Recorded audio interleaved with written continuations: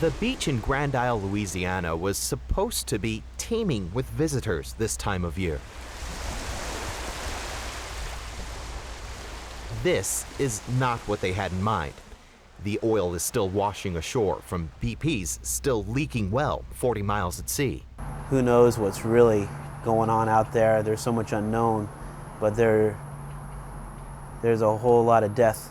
Onshore, Patrick Shea's losing patience. It's a lot of negative, it's a lot of hopelessness that we're feeling, but I'm trying to hang on to just a glimmer of hope. A lot of residents in Grand Isle share Patrick's frustration, but few have spelled it out in such plain terms. I think part of you wants to think, okay, in a year from now we'll be out there crabbing and fishing, but realistically, we see what happened in Alaska. Alaska and Louisiana have a lot more in common than you might think. Many Gulf residents fish for shrimp and crab, while some of their neighbors work in the oil industry on offshore rigs.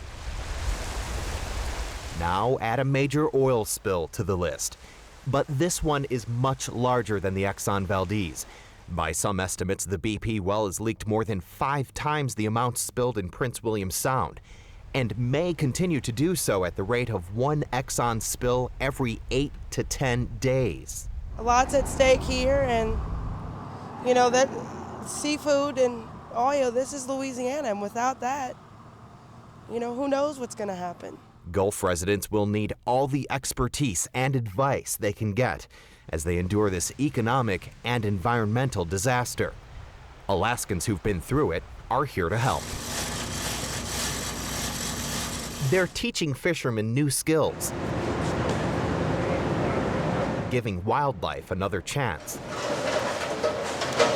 and making sure residents know how to recover. I took away from my first meeting, they said, you know, number one, you have to make them accountable, and you have to do it soon. You have to organize as an industry group. It's difficult to come up with a number of Alaskans now working in the Gulf.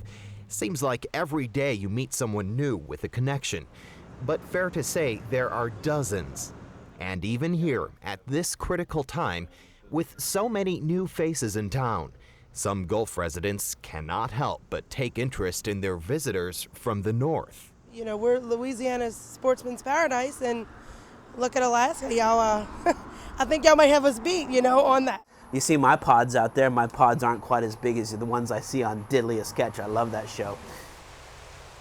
No one can possibly predict what the next few months and years will hold for Gulf residents affected by the Deepwater Horizon spill. But they can be assured they won't be on their own.